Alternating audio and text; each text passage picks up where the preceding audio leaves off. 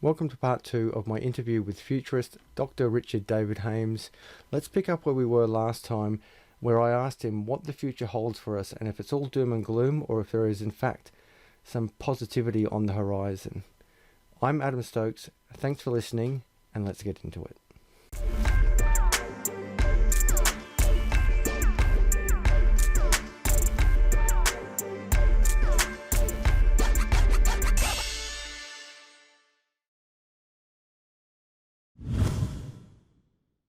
What do we have to look forward to? What is good in the future?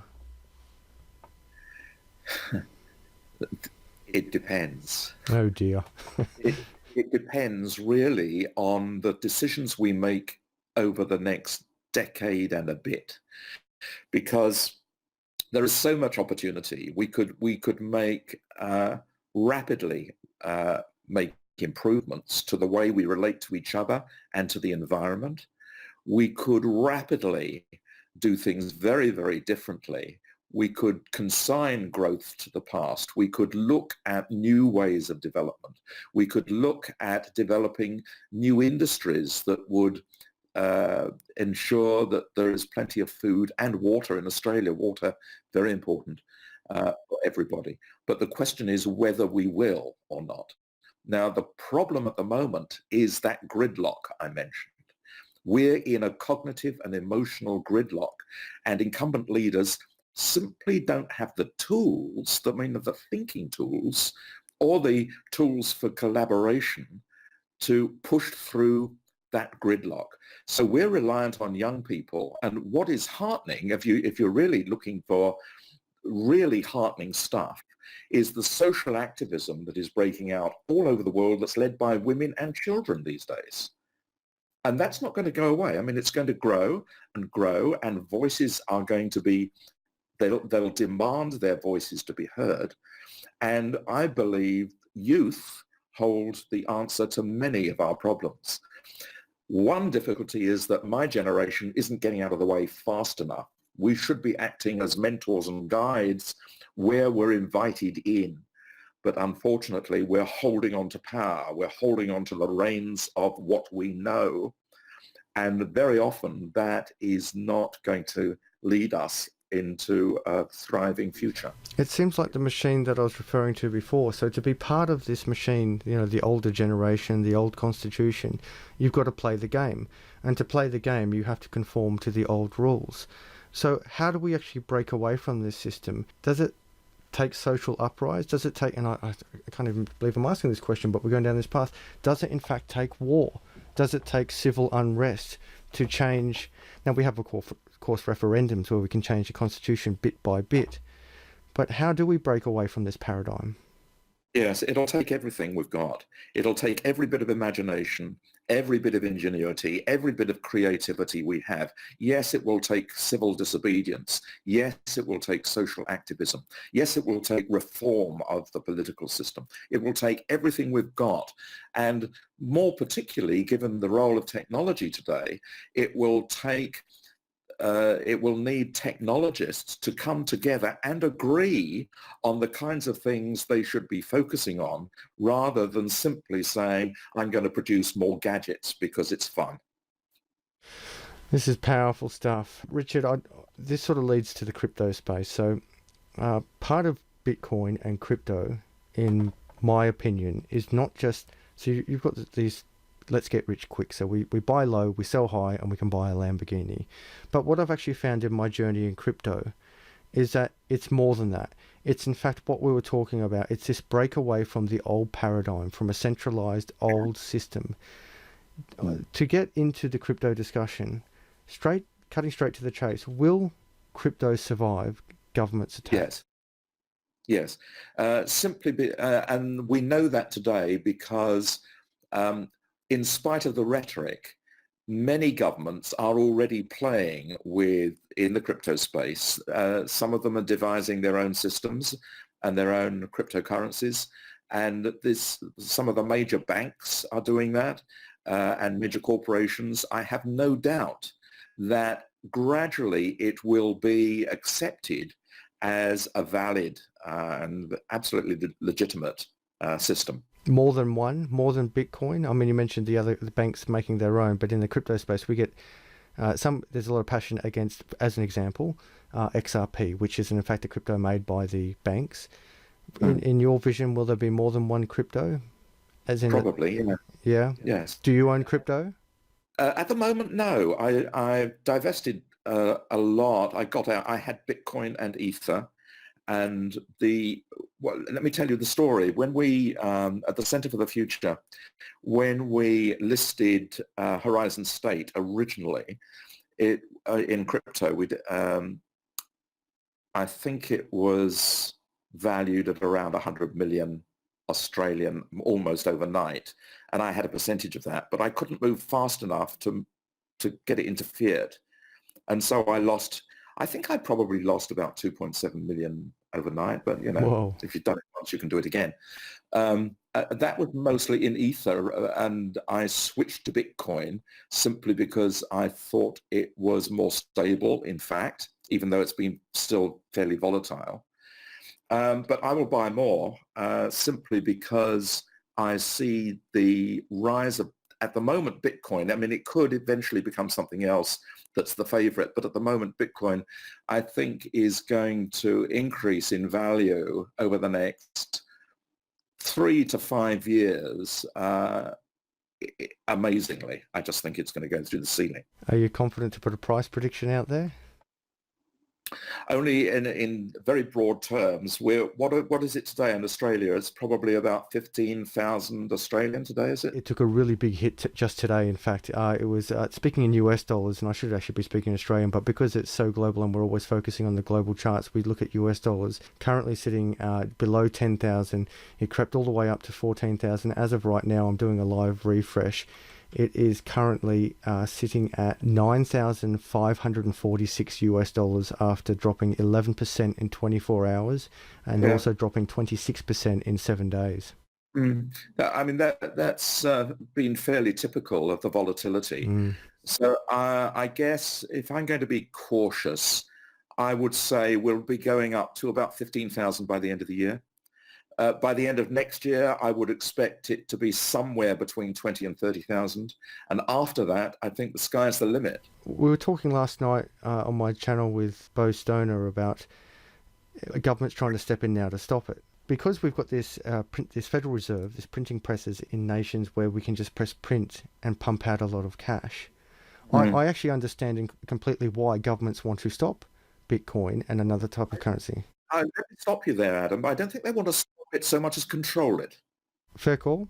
But how do you control something that's not controllable? Because Bitcoin is decentralized. There is no Bitcoin company. There is no Bitcoin bank. It is completely every other cryptocurrency. So you've got the spectrum of decentralization. And we'd argue that at one end you've got Tether, which is arguably one of the most centralized cryptos. And at the other end of the spectrum, you've got Bitcoin, where no one owns it, no one runs it. How do you control that? We don't. That's not going to stop them trying.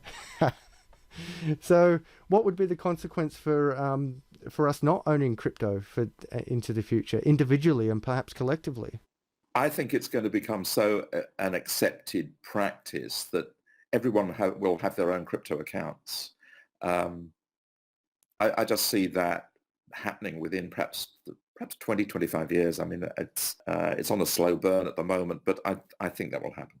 It's really powerful stuff. So before we get into the crux of this conversation about the time traveler, I just want to revisit a couple of your predictions and see how you got to them. Oh dear. Yes, here we go. So I'm trying to figure out, and you did mention at the beginning of the conversation how you use all these tools together, but how early on in the piece did you predict Donald Trump becoming the president, and what were some of the indicators for you in that? It was when he threw his hat into the ring and we looked at, we did a really thorough investigation of all the other components at that time.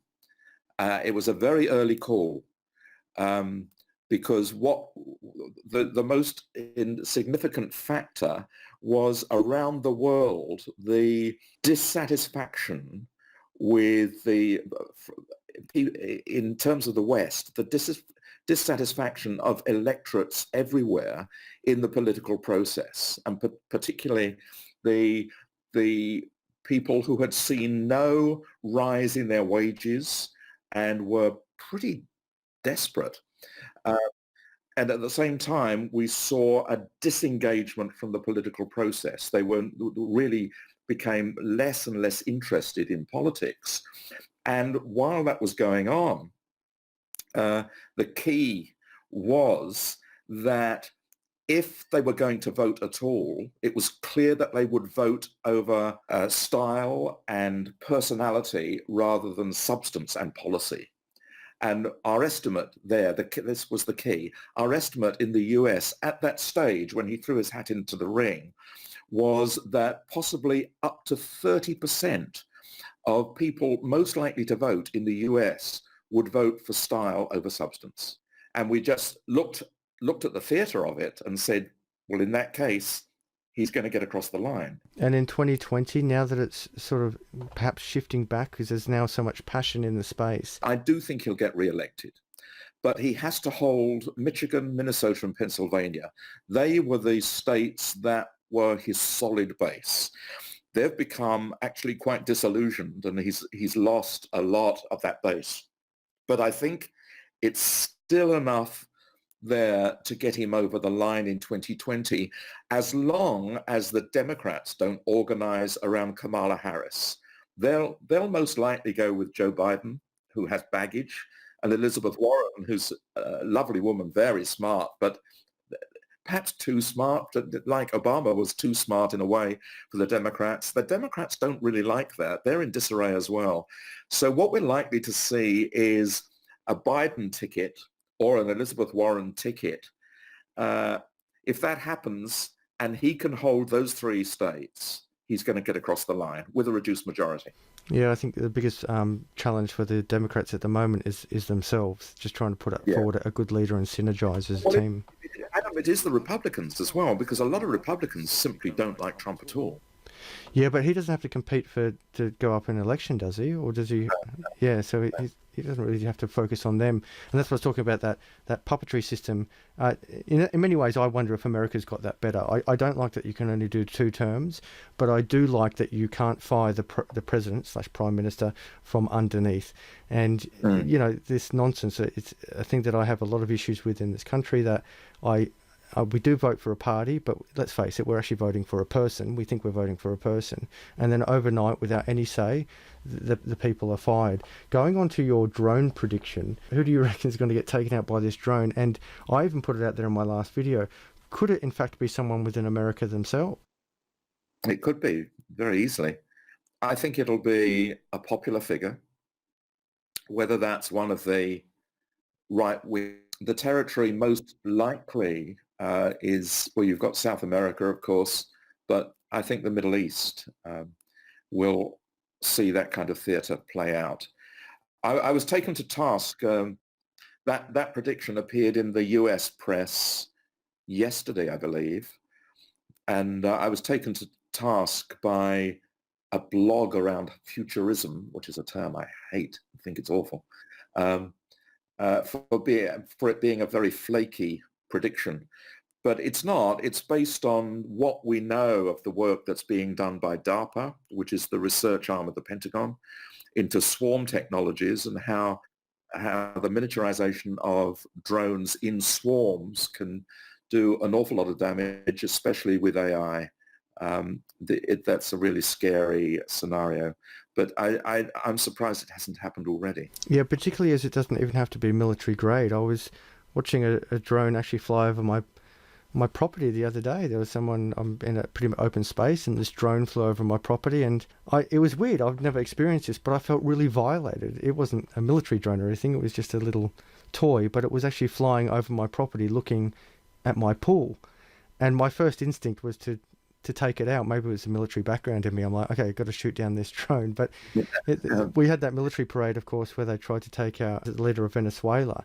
And that was a very low scale, very low technologically, shall we say, advanced attack, but it was highly effective.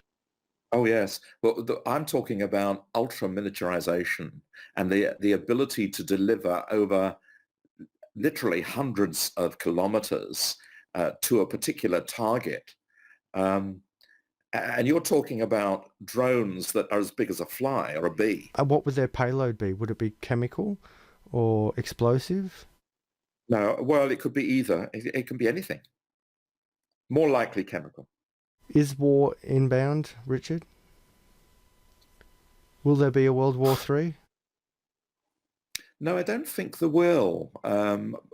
It's that's a really difficult one, but I don't think there's going to be another world war. I'd like to think, and I do believe the statistics there, that conflict is getting less gradually. But the problem is who's maintaining conflict. And for me, the US is a huge problem for the rest of the world because under the banner of liberating people and giving them freedom, they're actually wanting to control resources and communities and citizens.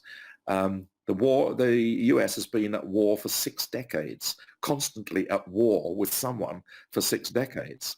And of course, now we are in the position of looking through the US lens and interpreting China's every action as a similar empirical advance, which I think is just a misconception. I think it's just wrong.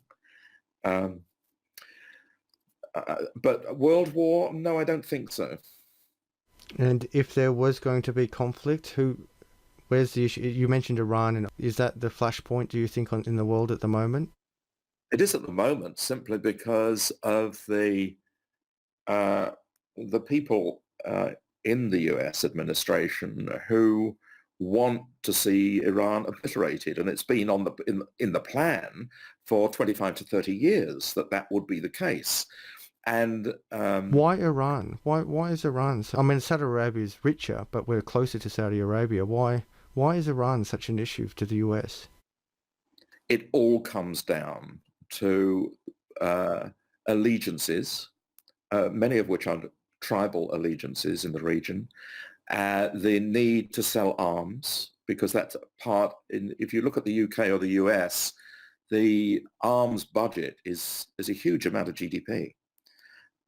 And it's protecting so-called friends, in this case, Israel.